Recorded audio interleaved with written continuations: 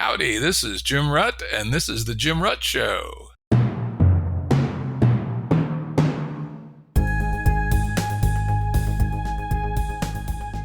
Listeners have asked us to provide pointers to some of the resources we talk about on the show. We now have links to books and articles referenced in recent podcasts that are available on our website.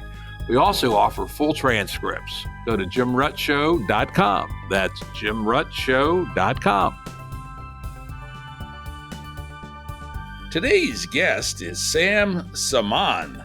Sam is an entrepreneur, thinker, and writer focusing on artificial intelligence and dedicated to harnessing technological advancements for global posterity. Welcome, Sam. Hello, thank you for having me. Yeah, this should be a very interesting conversation. You can learn more about Sam at his website, sammane.com. And as always, we'll have other links available to other sources of his on the episode page at jimruttshow.com. So check it out after the show if you want to learn more about Sam and his work. Today, we'll be talking about his book, The Singularity of Hope, Humanity's Role in an AI-Dominated Future. So, how did you come to be thinking about AI? It looks like you've done a bunch of other things in your career. Yes, in fact, I started, when I did my PhD, I did it on verification of digital circuit design using technologies like automated reasoning, automated theorem proving, symbolic simulation. And at that time, we didn't have the generative AI of today. In fact, a funny story, I checked the theories at that early level. I didn't like them. So I stick to the old theory of that time. And today they proved me wrong and they did something impressive, what we call generative AI, of course, not the AI of science fiction, which is completely different. But the generative AI is the new technology. When I have seen the advancement they have made and the hype in the media around us and how people are planning to use AI, I thought I have an obligation to write a book about it. For one reason, I have 3 girls, and I want them to live in a world where AI is used for our advantage, not against us. And that's, I think, a noble goal. And many of us that are working in and around AI share. I have recently became a grandfather, so that adds even more impetus to make sure we don't screw the world up by some dumbass mistake. Now, you mentioned generative AI, and it is what's getting a lot of the attention right now. But it's not the only kind of AI there is. And in fact, many of the leading AI fathers, guys like Jan LeCun, Jeff Hinton, Gary Marcus, Melanie Minchell, Yosha Bach, Ben Goertzel, etc., all pretty much reject the idea that not only generative AI, but even the broader ideas of deep learning and transformer-based AI, while all the amazing things they can do, are really not the golden road to full AGI, etc. What do you think about that? First of all, I don't like the hype. When we talk about AGI, I will assure you it's a hype. We'll never reach it soon. For a simple reason, we are not doing serious research to achieve AGI. When I hear OpenAI talking about it, I have the feeling they are doing it for commercial reason. They are cooking something on. They will call it AGI, but it will be, let's call it from the scientific perspective, generative AI++. I don't believe it's the real AGI defined as completely human-like artificial intelligence. Yeah, with that, I'll agree. I think that the hype that the current generative AI, deep learning-based AI, is likely to lead to AGI seems to me unlikely, though I will say I think all of us were surprised by how much intelligent behavior could come out of these fairly simple-minded transformer models. But that, again, as I mentioned, that's not the only road to AGI. One project I followed for many years called OpenCog by Ben Goertzel. He's actually the person that coined the term artificial general intelligence. Is taking a much broader approach, including both neural and symbolic approaches operating together synergistically. That might be a faster road to full AGI, though at the time being, our generative models continue to impress because they're so simple. They're so brute force. You know, you apply computation, you apply data, you grind the shit out of it, you spend $60 million, and you have an artifact that can do some pretty amazing things. And you cheat. because in reinforced learning, you use the human intuition and gut feeling that it's some kind of superpower we have to do machine learning. So practically, it's not really machine learning, but that's how they want to call it. And names matters. When you call it machine learning and deep learning, people have some thought about it, but in reality, there is a lot of cheating. Reinforced learning, it's a very important part of that, and it's using human intuition to cheat, to tell the machine, that's good, that's not good. Yeah, though, compared to the inputs on the deep learning side, the human reinforcement learning part is relatively modest. It's 10 or 20,000 data points guiding a model of 100 billion or a trillion parameters. So, one of the things you do talk about, and this is one of my pet interests, is that intuition and emotion are some of our human superpowers that may be difficult for particularly the deep learning approaches to AGI to reach. You want to talk about that a little bit? Yeah, I will talk about it in the meaning that we learn with love. Like when you have a baby, his attachment to his parents and the attachment of parents to him is the base of the learning. Because of this love and attachment, we learn. And then another composition, I'm talking about intuition, it's a very mysterious algorithm.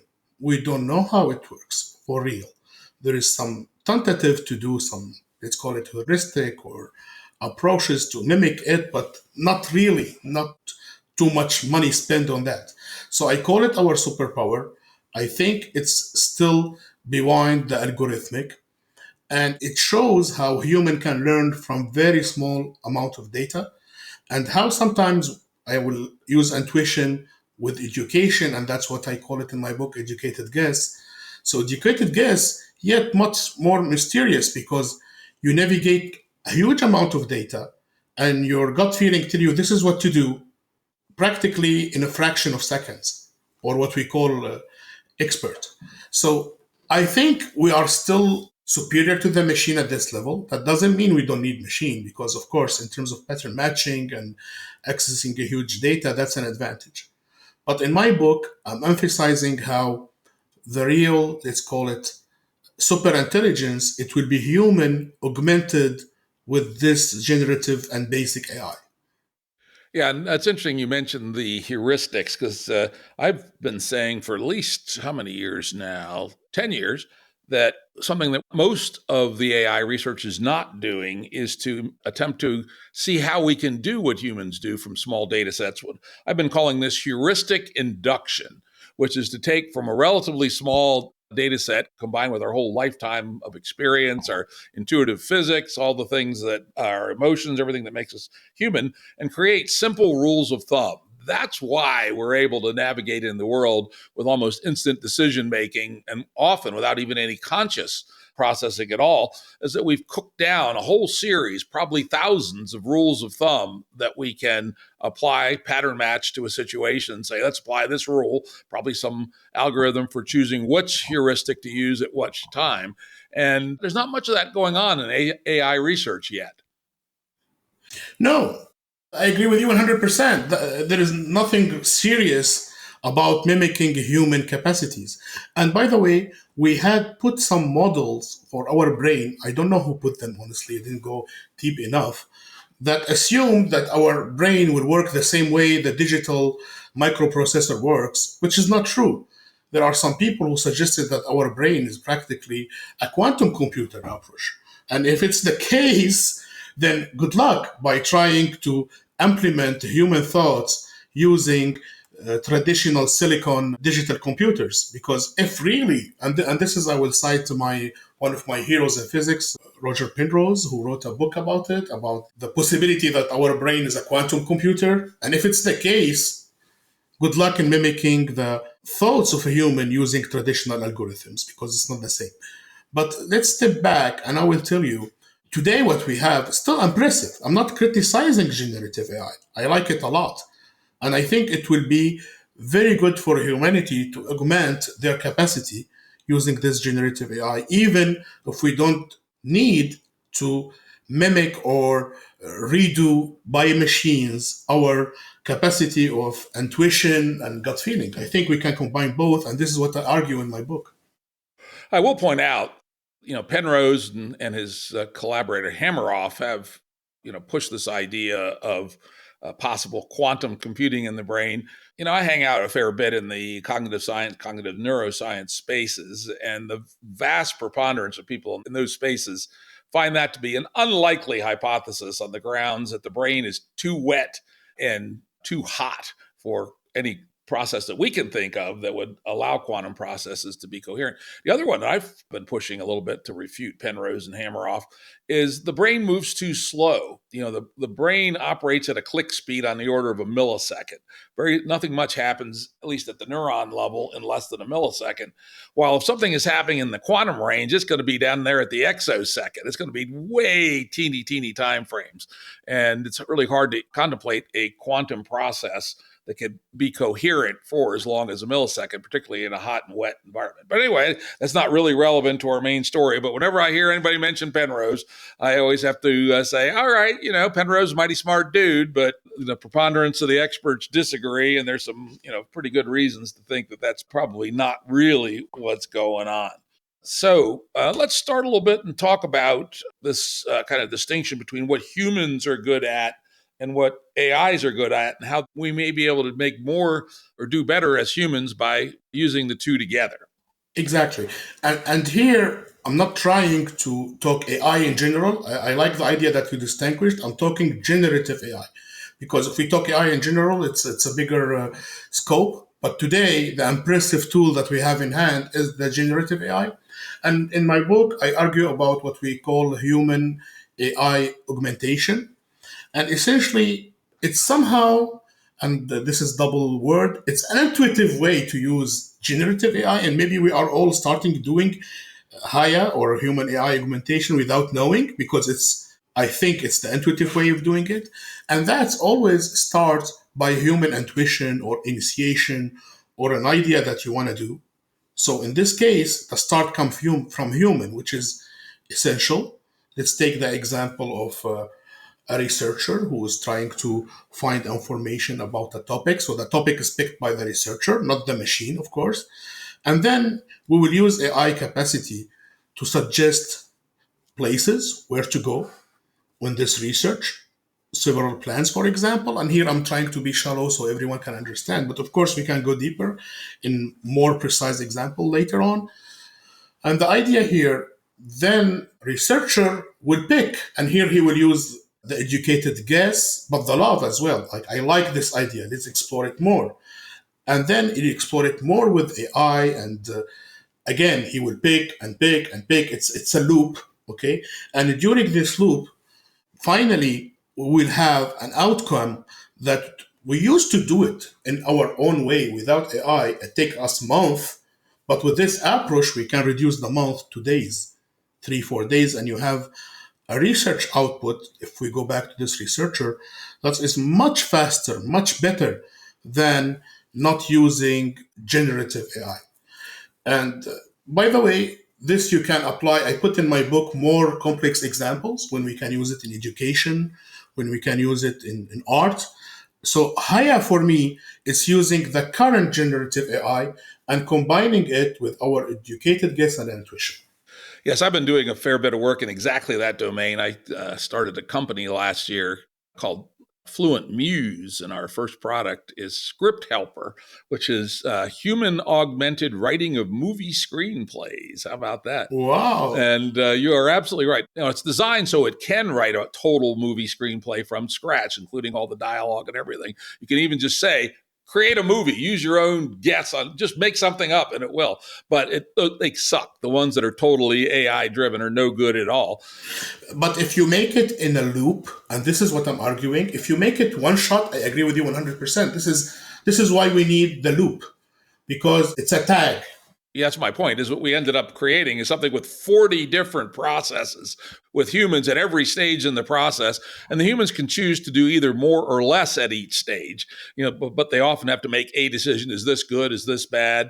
Or give me a thought on how to steer it, et cetera. So I absolutely agree with you.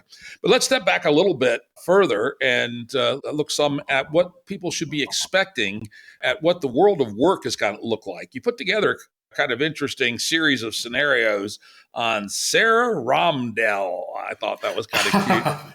It's a real story. I used Sarah Ramdell in my business of lab. It was, I will not detail it. I don't want them to close the account, but you can Google Sarah Ramdell. She exists on LinkedIn.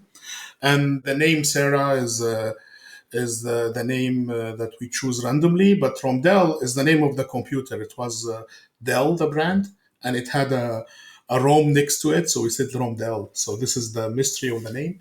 And then we give her a fake picture generated by AI, but it was a pretty picture.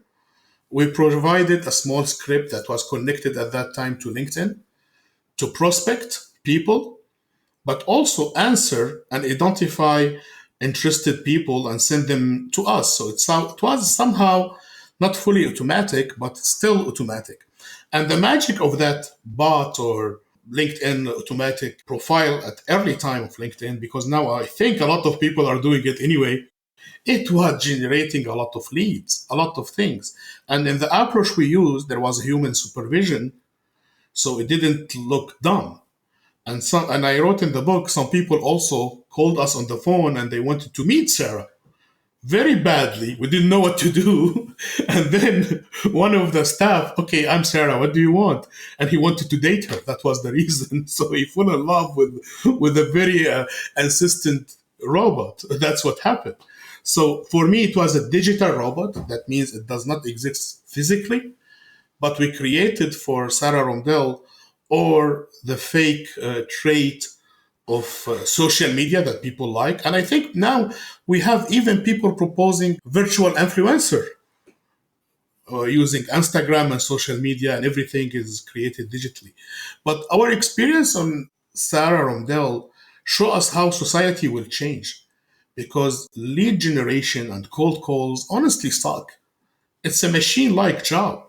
It's something I have seen in the book. I said it's not the problem that generative AI looks like a human in terms of thinking. The problem, we have formatting people and training them to act like machine in the last 50 years.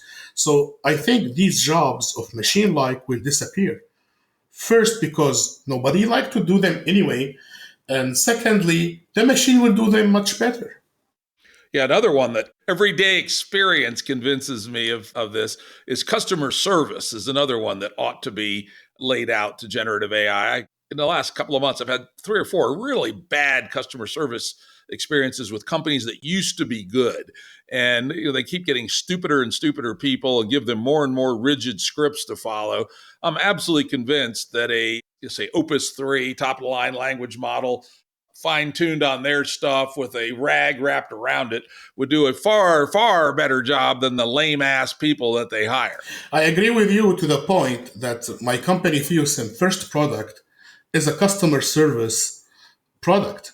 It's answering the phone, talking with the client, and answering their most important things because we hook it up to the database of the company. And it's using as engine, of course, generative AI. I will not do an ad and tell which company, but at the same time, it has voice. It has a very, let's call it empathic like behavior, but we know it's not true.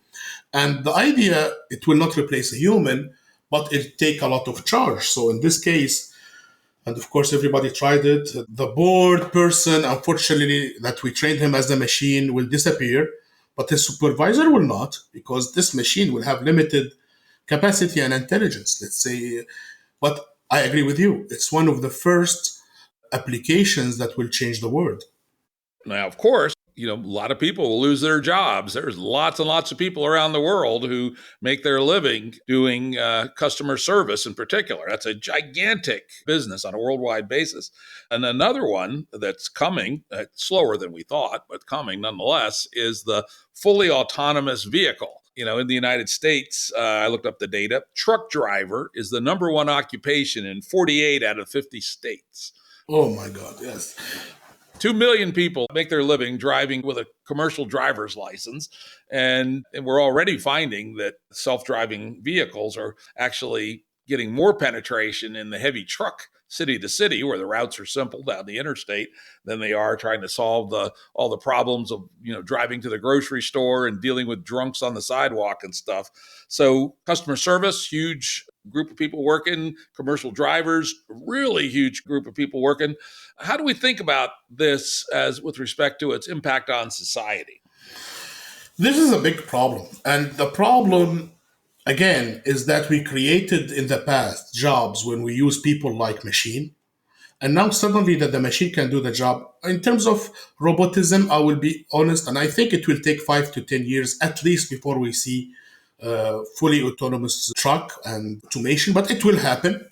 And there are a lot of solutions, but the real solution is to go back and behave like a human. That means have empathy with these people. I'm talking in my book about concrete solutions like UBI, Universal Basic Income. And also, it depends on the person. I call it needs to be compassionate and situation one by one, because retraining is a great thing.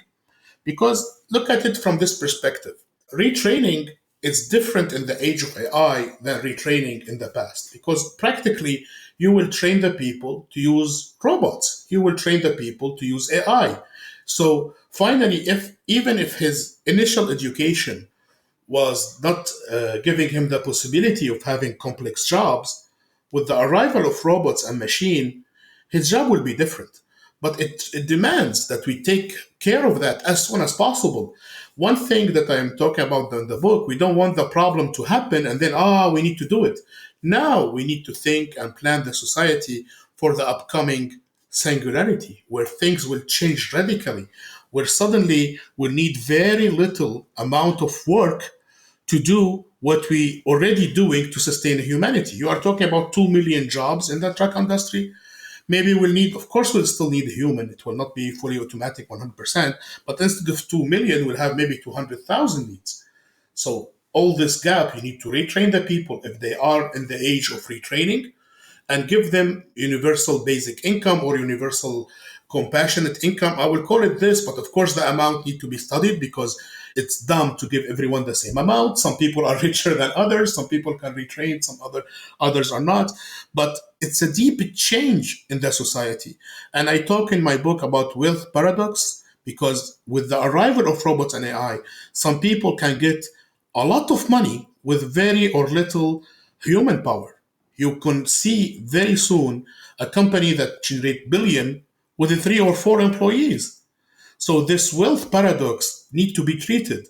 I'm not pretending I have the monopoly of solutions, but there are solutions, and we need to be bold and talk about them and take them. And what's scaring me today, we have too much polarization in politics.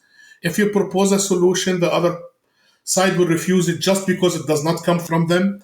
But at the end, we are all sharing the same problem.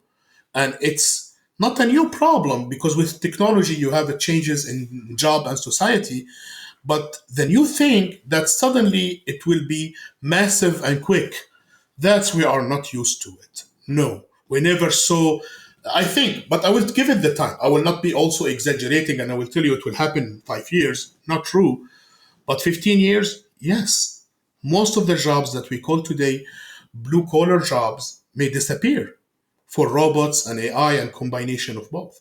And it's interesting, the combination of both. And as you alluded to, the training to use AI in your work will be different than learning to do the work yourself. And I can give you an example. When I was writing my ScriptHelper program, I haven't written any serious software code in about 4 or 5 years. And so my fingers were rusty. I never would have been able to write this amazingly advanced program without using AI to write it. I learned fairly quickly it's not good to write the framework of the program or figure out the macro logic, but man, is it good at writing functions, right? If you can specify a 10 to 30 line function, it is, especially if you're doing something funky like using regex or something, it's amazingly good. Or using an API to some oddball library. It knows all those libraries and how to use the APIs, et cetera. And so to retrain old Jim Rutt to be able to program fast would have been a big job at my old age, but rather reprogramming myself to learn how to use OpenAI's LLMs to write code.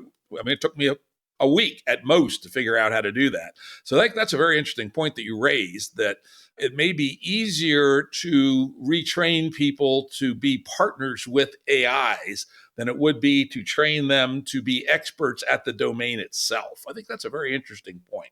I think it's intuitive somehow, but we are not used to it. We are used to retrain. That means you need to learn a new job. Not necessarily, but I like your approach, and I think you are already a higher champion. That means you are using AI to augment your own capacity in a formidable way. I love that.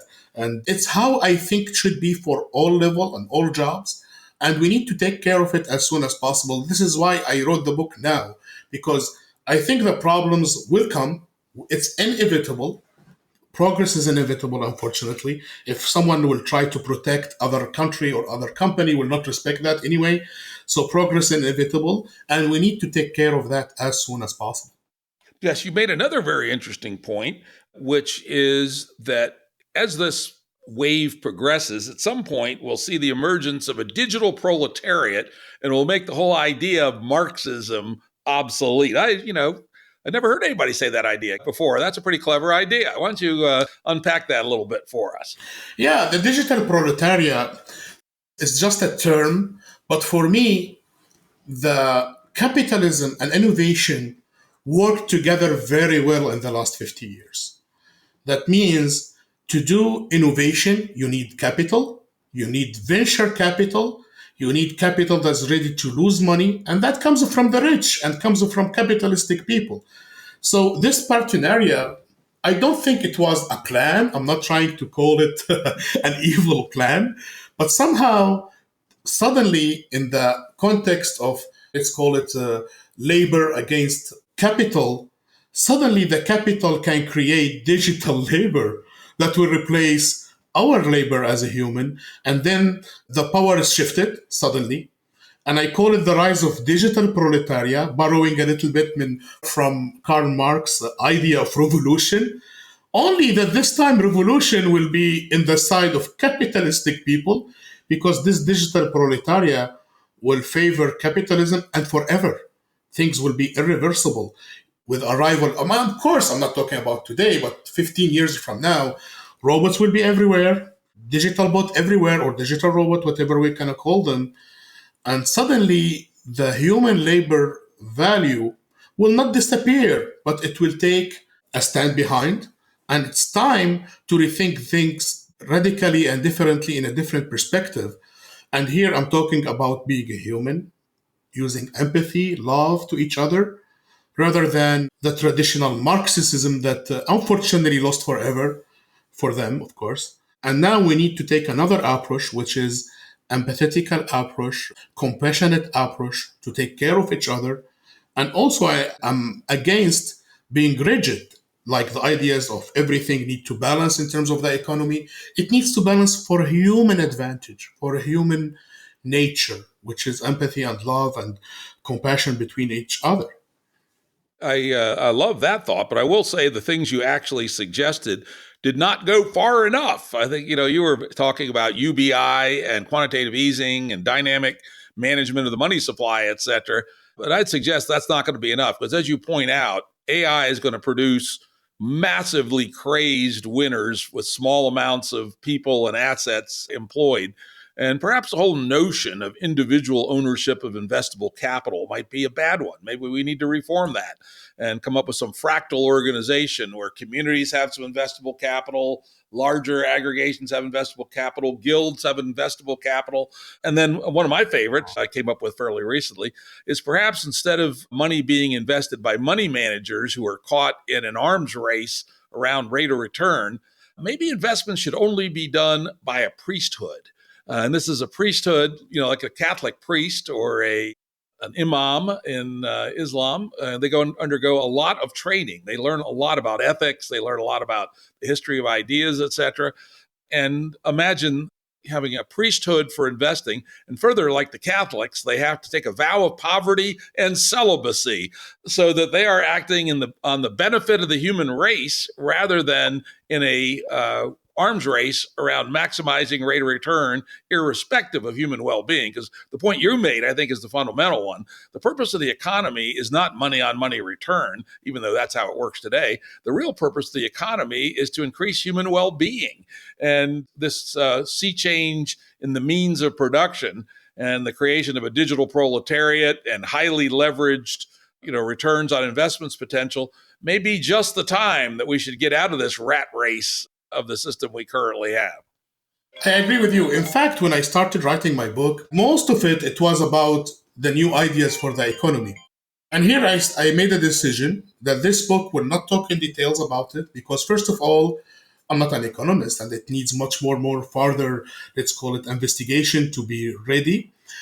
But I agree with you. And my upcoming book, it will not be now, it will be called The Economy of Post-Singularity. And I will try to explore with a lot of economic people ideas because I don't believe we'll catch it from the first time, but we need to explore innovative idea. And I like your idea of priesthood. It's good, but also it goes in tied with what I'm thinking. You need to change radically how we treat money, how we generate money. And in physics, I come from a background of physics. We define work as displacement and energy, and it's not practically far from today. I have seen some tentative to do that. But to go back, the radical change will happen because if robots are working and you have very little people maybe generating money out of robots, but you still need a human. You don't want the society to collapse. But if people are not working, that means no taxes to collect anyway. That means the foundation of our current economic models is at risk. And we need to do something about it. It will be very dumb to wait until that happens because crisis will lead to extremism at all directions. And this is dangerous for us. So UBI is an idea, and I used it in this version, let's call it, of the book as a base to explore other ideas. I talked about quantitative easing as an example, how people sometimes, let's call it, change the rules and use money printing, call it quantitative easing, to solve a problem. But it works. A lot of crises, we run out of them by using these things. To tell at the end that, yes, we need to come with innovative idea about money, about production. In the singularity concept, you will need very little human energy to run humanity. And that means, what are you going to do? Let people suffer? No, we need to take care of each other. Gotcha. That's quite interesting. All right, let's go on to your next topic, which is a way to think about how we work together with AI, which you called HAIA for Human AI Augmentation, the fusion of the mind and the machine. Tell us how that is a somewhat different perspective than the way people are thinking about AI now. It's an improvement, and I told you in the beginning, it's an intuitive way somehow. First of all, why it's different? It's because it's a loop. People trying to create AGI from generative AI. That means I tell the machine what to do, it will do it. That's very unfortunately wishful thinking. Generative AI is not that good. So it will give you ideas, but it's not, it will generate somehow spam. Okay. I have seen people who got impressed by articles wrote 100% by AI. Okay. But let's be accepting this. It's a spam. You will be impressed because the machine generated it, but nobody reasonable will read it. Only the marketing people. Or talk about the music by AI, for example. I have seen that too. I have seen software that generate full song using AI. I will tell you, when you listen to it, you say, wow, this is generated by AI. But let's be honest, you will not get this song and listen to it in your car or anywhere. It's impressive because it's generated by computer, but it's fake. Going back to Haya, it's a way where we do iteration using a human capacity. And essentially, I'm talking about using our love, our empathy inside the loop. And essentially, if we take an artist, if he asks, for example, to generate a poster or something using AI, it will, but it will not be interesting. And here comes the expertise or the augmentation part, where instead of being satisfied with the first round of AI, the human will add his creativity, his abilities, and made a loop and refine. And this refinement could be also using multiple human. It doesn't need to be limited by one person. One person, this is one level, but imagine it also having each of us having his bot or ChatGPT like companion, and then we do our thinking, our loop. We send it to another human that will give his loop as well, and go on, and then it will be an augmentation for our collective intelligence. And I think this is game changer here when I think the super intelligence will emerge with this new combination of a human intelligence and machine intelligence. And human intelligence, I am precise about it, it's the educated guess, it's the love, the empathy, but also ethics, because machine has no ethics. So you mentioned the ethics, it's part of the loop in a human augmentation approach that I'm describing in my book. And also it, because I'm talking about group, it could be committees, could be like ethical committees that they call them priesthood. That's why not? Why not including them in the loop? And I think we'll have tools emerging that will automate this paradigm of thinking inside the tools. So it will be already human touch, and also who did that as at the end as a human. Something that I find funny sometimes, like they will tell you, this comedy show is wrote by AI, written by AI. Not true. There is a human who used AI to generate that. And this is, we need it in the higher augmentation, higher approach, to say who is the human behind it, not only what's the AI tool. Because it's funny how it's like saying, hey, this document is wrote by computers in Word. Not true. There is a human behind it, and with a little bit of abstraction, AI, the same thing. There is a human who is using his ability as a human, but augmented with AI. I gotcha. Yeah. You did put several case studies in the book, which I thought were quite illuminating. My tongue get out of the way there, boys. One I thought that was particularly good was, I don't know if you're ready to provide one of these, but the AI augmentation in drug discovery. Can you just give that as an example? Yeah, in drug discovery, I remember I called the researcher Emily, if I'm not. Yep, Dr. Emily. Yes. Dr. Emily. Yes. So, in the example of Dr. Emily, for example, she is working on a drug, and I can be a little bit specific. Let's say she is working on a hard that will improve the quality or reduce the possibility of heart attacks. Okay, and in this case, she has a composition in mind for different molecules that she wants to use. And of course, we are talking here about special AI that developed for her case, who will work hand in hand with Emily. And Emily will say, okay, I wanted to do this and that and that. And then the AI is trained on a big database of possibilities. He will suggest the possibilities. And of course, if we rely only on the AI, there is no augmentation here. What she will does, she will use her educated guess to say, this molecule I have seen in other stuff, it got this problems. This one I like. This one is new. Let's explore it more. And will be the second phase of the loop, when she use again her educated guess and experience to refine what kind of molecule we'll use for this kind of drug. And then comes the phase of, for example, or clinical trials. The machine will suggest, or the AI, from the huge data set of learning of clinical trials that we use to train this model, some, let's call it, plans for that. Here comes Emily. She say, "Oh my God, no, this plan will not work. Nobody will be volunteering." Here comes the empathy part, because for the machine it's the perfect one, but for the doctor who knows how people behave, he will know he will get no volunteer at all in this plan. And maybe this plan will be dangerous as well, but it's the most optimum for the machine. So here comes the human part, augmentation, getting out all the things that think is unethical or inhuman because there is no empathy. And again, refine the plan, and go on. I don't want to go into details of clinical trials level or 1, 2, 3, 4, but at the end, we'll obtain a plan that maybe in the past, instead of just Emily working on it, it will need 200 or 300 people to define the full plan and the full research. And here it's an example of augmentation, not only of the intelligence of Emily, but the research of humanity at all. Suddenly, with 3, 4 researchers, we can suggest new drugs discovery. I'm against the idea because I have seen it also. People think the AI will suggest the drug, and boom. No, that will not happen. Generative AI is not that good. But combining both, yes, suddenly complex problems that needed 10 years of research will be solved in 2 or 3 months.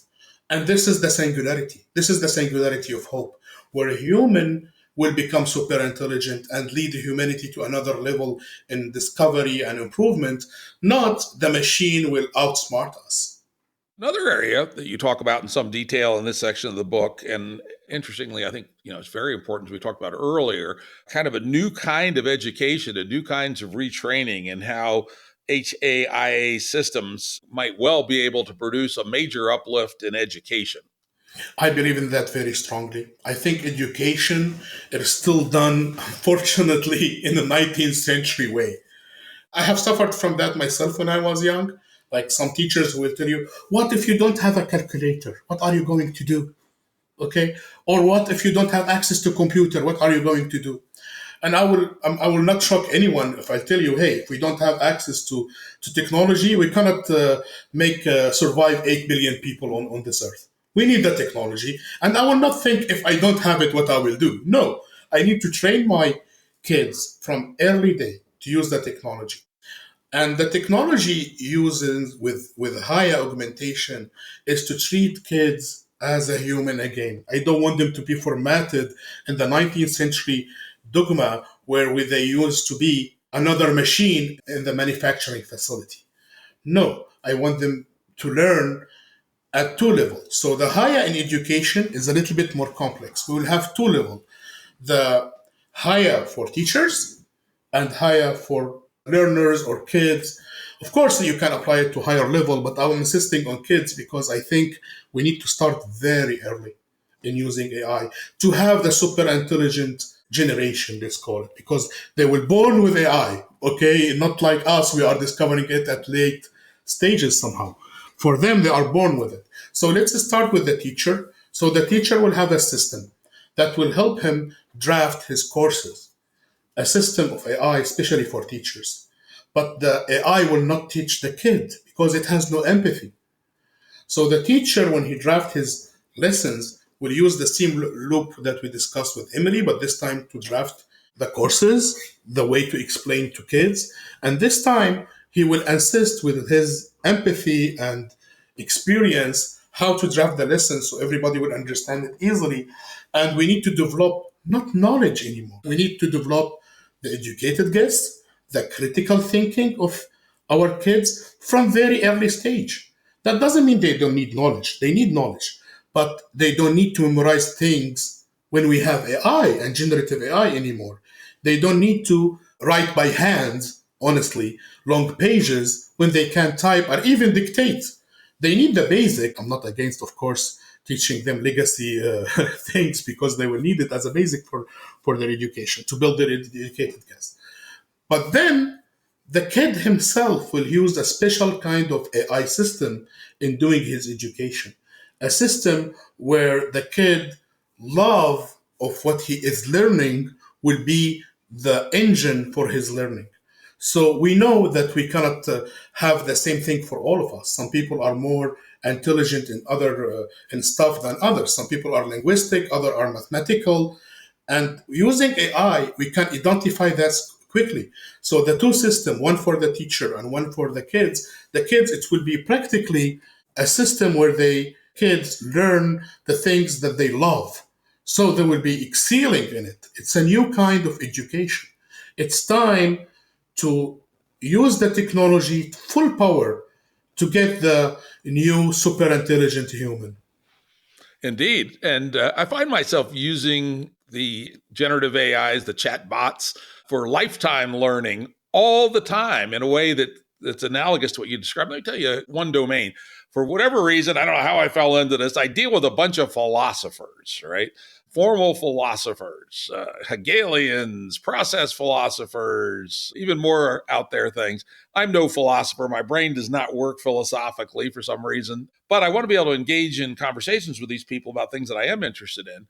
And so I find the LLMs, particularly ChatGPT 4 and the new Claude 3 Opus, to be actually really good at teaching me, okay, I want to learn about something, let's say Hegelian dialectic, right?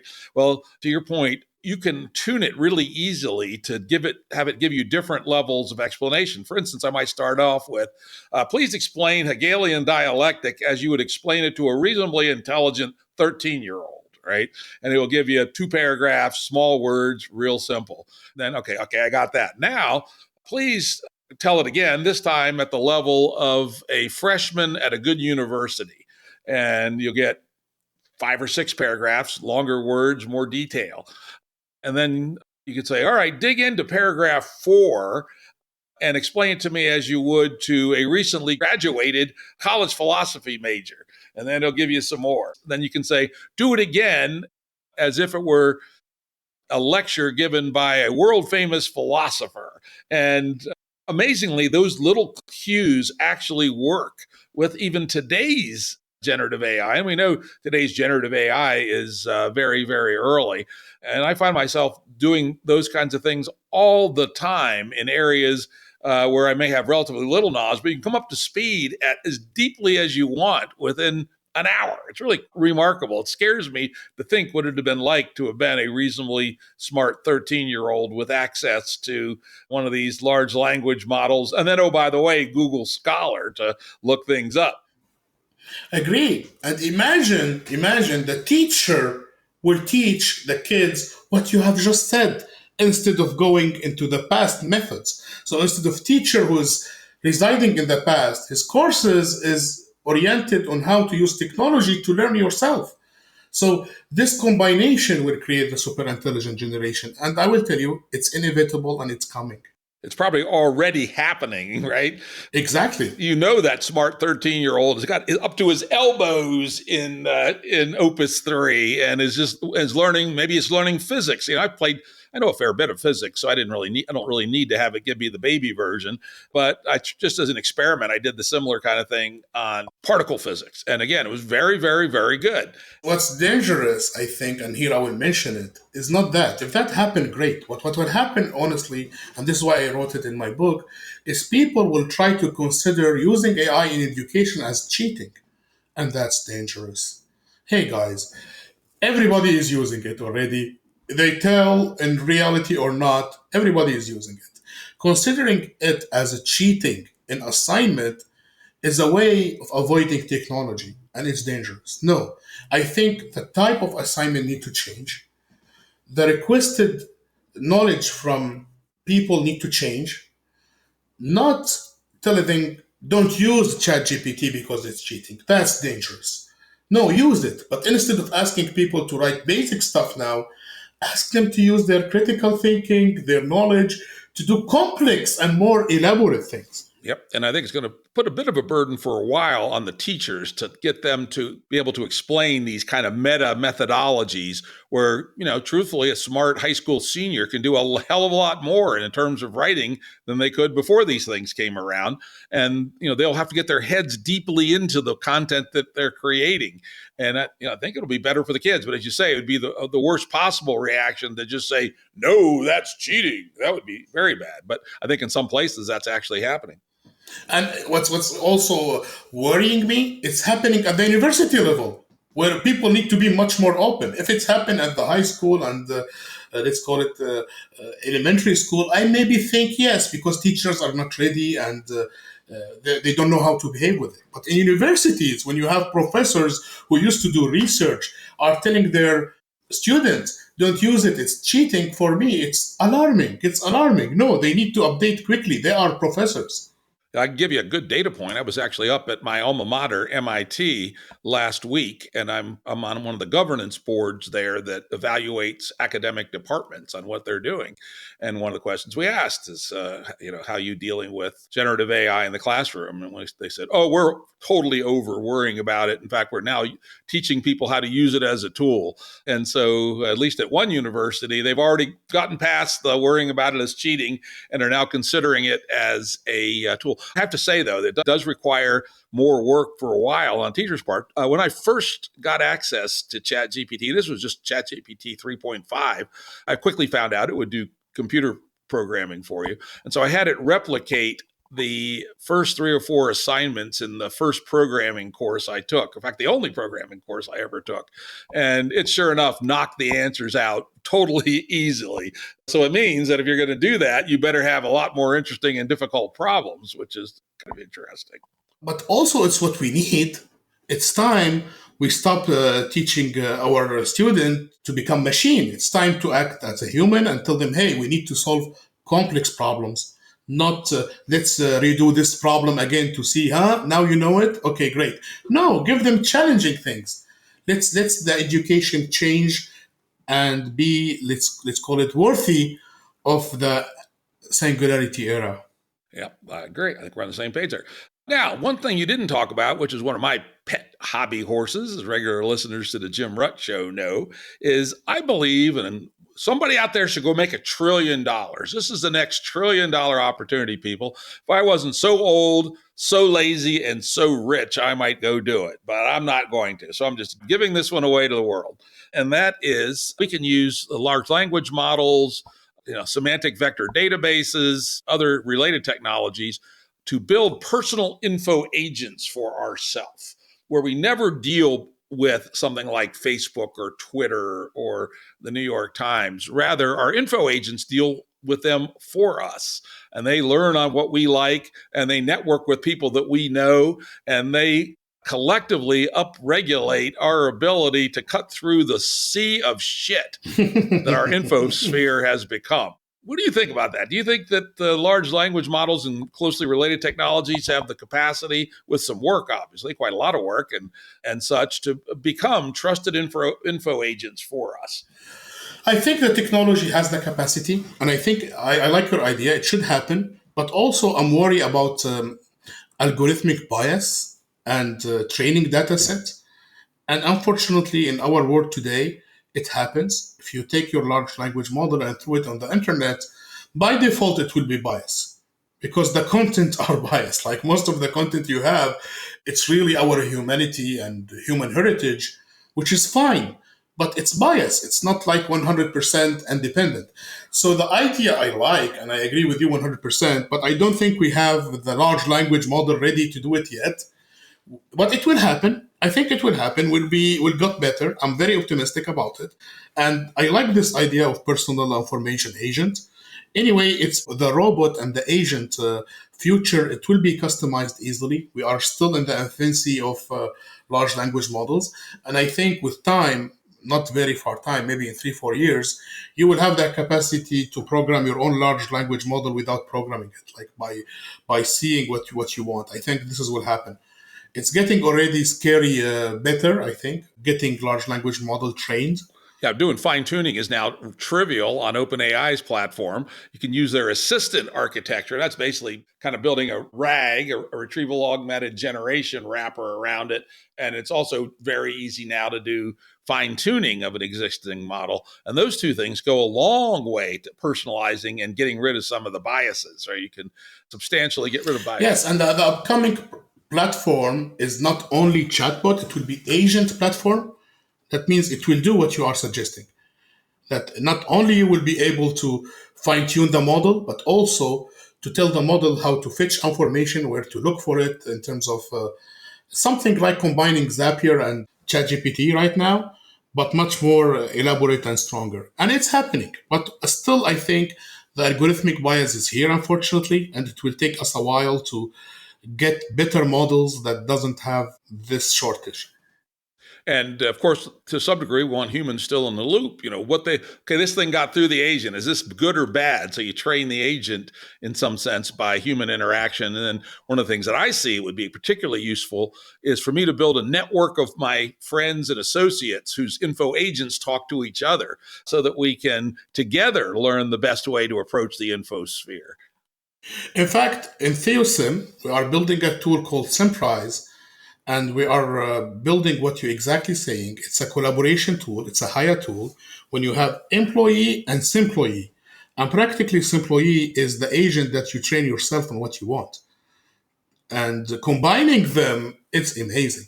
That sounds very much on the cutting edge of what's happening now. All right, on to the next topic. I don't recall you writing about this, but I actually had a guy on my podcast recently, Trent McConaughey, one of the smartest guys I know, back in EP 222, where we talked about AI and brain-computer interfaces. We talk about in your HAIA idea, we're basically dealing with the computers and AI, humans and AIs are dealing with each other over the keyboard or voice or something.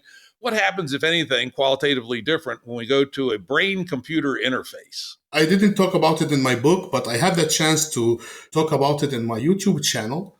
And I think it goes hand in hand with the ideas that I would promote. That means, in terms of augmentation, I'm talking about most in the book about a little bit chatbot because this is what people are examining right now. But you can extend it to adding a thumb. I have seen this video when we add a thumb that we can control using a human brain interface. That means with our thought, having a sixth finger, an additional thumb to your hand.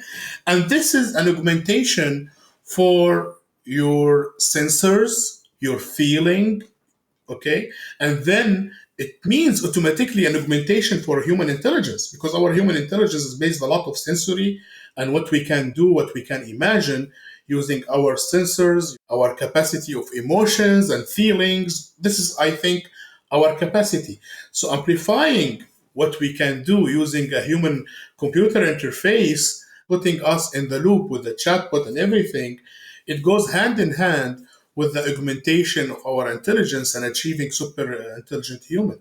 I love that. It's one of the fascinating research, and it's crazy how it goes fast. And I think it will take some time because honestly, I think we have today, not in the near future, we have much more research about semantics and text-based and even image processing than, let's call it a human brain interface and this kind of things. But we'll catch up. We have AI now to accelerate our research. So I'm very, very optimistic about it. And it's one of the domains that will change the world quickly.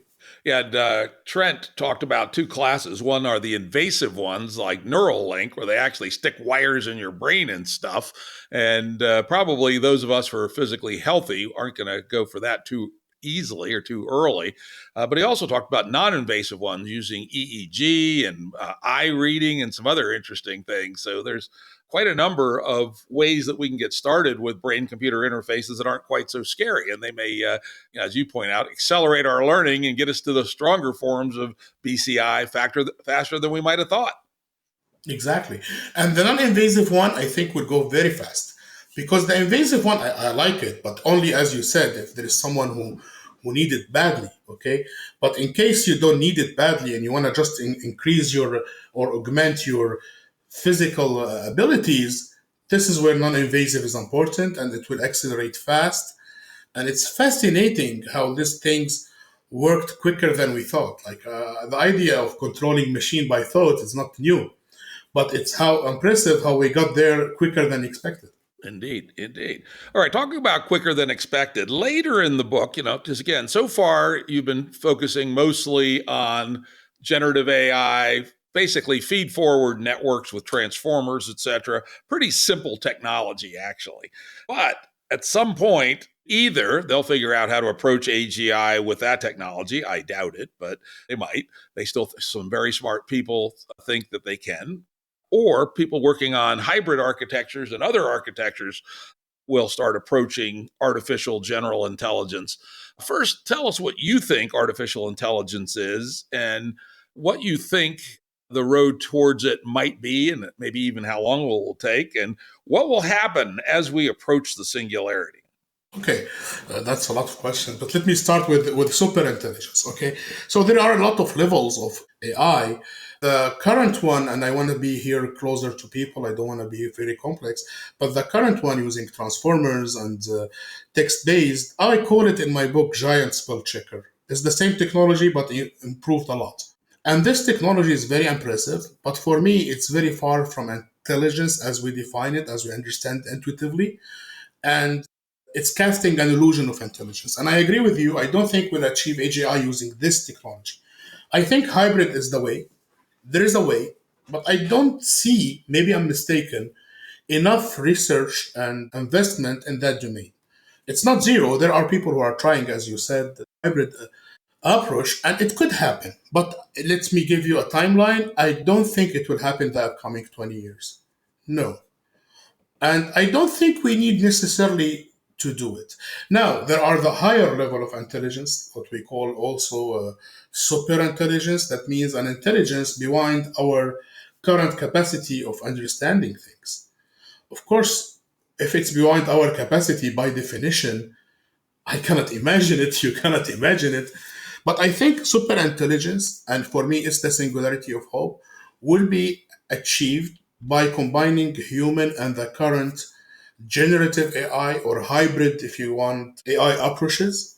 And we'll have a new generation that has human brain interface with machine, and also that will have super capacity to achieve complex project in a fraction of the time right now.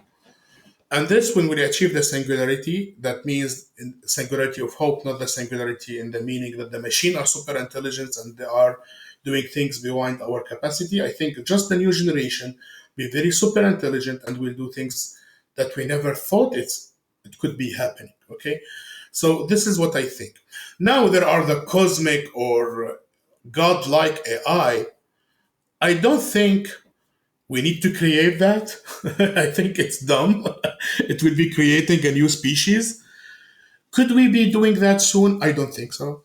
Let's not be elusive. But I don't think we need even to investigate that. We don't need it for our human species. And I argue a little bit about it in my last chapter. I don't need we need it. I don't need we ethically it's a good idea to do it. And let's step by super intelligence. We'll achieve it in 20 years from now, maximum, in my opinion. We'll go to the singularity of hope, very optimistic vision, where we'll be hand in hand with our new robot, augmented human, that will achieve solutions for very complex problems in a fraction of time. We have shadows of this singularity of hope. That means we have the social problems, the income problems, the wealth paradox to take care of. And I hope we have the courage to tackle it quickly. But anyway, super intelligent humans are coming and they will figure it out. Now, let's, one thing you didn't really directly address is the Werner Vinge original thought of the singularity, which was picked up by Kurzweil, but he kind of, frankly, made it sound less scary, I think, unintentionally. And this is the original Werner Vinge hypothesis that once we get AGIs that are at, let's say, 110% of human capacity, they're just a bit smarter than we are, and we give them their job to invent their successor, and they are better at it than we are, so they build something that's 130% of humans, and you tell that one to invent its successor, and you end up at 200% of a human, and you then keep going, and they very rapidly take off, going from 200% of a human to 1,000% of a human to 1,000,000% of a human to 1,000,000 times human power. And people, of course, argue how quickly that will take off. I know some fairly serious people that say it'll happen in hours, right? Or it will happen in days, or it will happen in months. Well, I know other serious people who say, no, it'll take years or decades or centuries. What do you think of that classic argument of the non-hybrid human AI, but the pure AI singularity that could take off by just iterating upon itself to redesign itself at higher and higher levels of capacity? First of all, it's fascinating.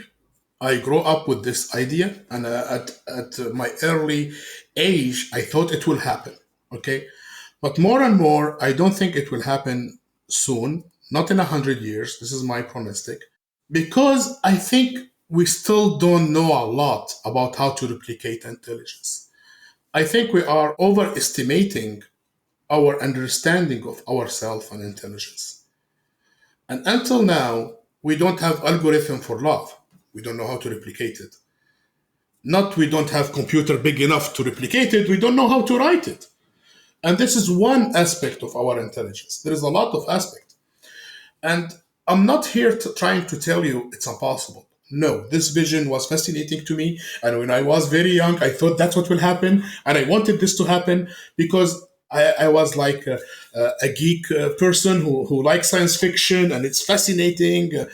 But now, with a little bit lived in this world and see what we can do for real, and how sometimes, let me use the term, we are not humble enough, we are so arrogant about our knowledge.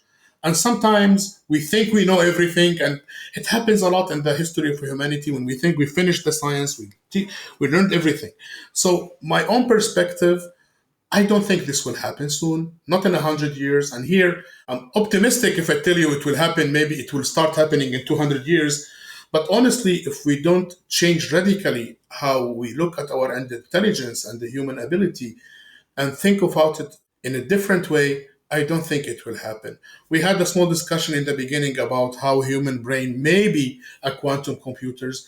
I will not use the term quantum computers because today, unfortunately, it's used in a very specific meaning. But I will tell you that we don't know how our brain works. You told me that we have very low frequency. True. But in this low frequency, we are achieving miracles. I don't know how, honestly. And I'm not the only one. And I'm not trying to attack other people because I once was these people. I once was this person who was dreaming of the Singularity Kurzweil style, if you want. And I love this guy. He is amazing. I listen always to what he say, even if I don't agree that it will happen the fast way he is explaining it. I think it will take humanity maybe thousands of years to achieve that. It will happen because we want it to happen. I believe in our capacity of achieving great things. But at the same time, I want to be humble and tell you, hey, we are very far from achieving AGI, not in 100 years, but we need to keep trying. I'm not trying to tell you people who are trying are crazy or liars. They are the people we need because without them failing, and that's what I think would happen soon, we'll not learn how to do it maybe in 100 years. Interesting. Well, that's hopeful, I suppose. I follow this area and I hear people on all sides of it. And again, there are people who think it'll happen by 2029, right? And we won't be ready for it. What I like about your scenario is that it will give us a long period of time to upregulate human capacity and produce this collective intelligence and maybe even some collective wisdom so that we can make better decisions than maybe we've made in the past about some other technologies. I say it in my book. I think we will learn. We and our machine will learn. They will collect data, but we will collect wisdom. And the super intelligence is coming. In my vision of Singularity of Hope, I'm not telling you will not achieve great things, will not achieve the singularity. I'm telling you it will happen, but in a different way. It will be hybrid. It will be human and machine working together for the good of humanity. I don't want to create a new species or an AGI purely machine. I think it's useless and ethically not correct. But still, I think we don't know how to do it anyway. It will take us too long time, but I'm optimistic about the future. We'll create this singularity in a different way, and let's call it the Singularity of Hope. All right. This has been an extremely interesting conversation, Sam. That's Sam Sammane at sammane.com. As always, you can get the links at the Jim Rutt Show at the episode page at jimruttshow.com. Thank you. Thank you for having me. I really enjoyed the discussion. I appreciate everything in it. And I'm looking forward to talk again maybe in the future about other ideas. You mentioned a lot of great ideas. Yeah, I'd love to chat with you about any work you're doing about agents, particularly info agents. And I should make a note. I usually make a note about this up front. Sam's book is actually very well written. It's very clear, lots of examples. You don't have to be an expert in the domain. So if you want to learn more about Sam's vision, I can tell you that any educated person can read the book and make sense out of it. Thank you. All right. Audio production and editing by Andrew Blevins Productions. Music by Tom Muller at modernspacemusic.com.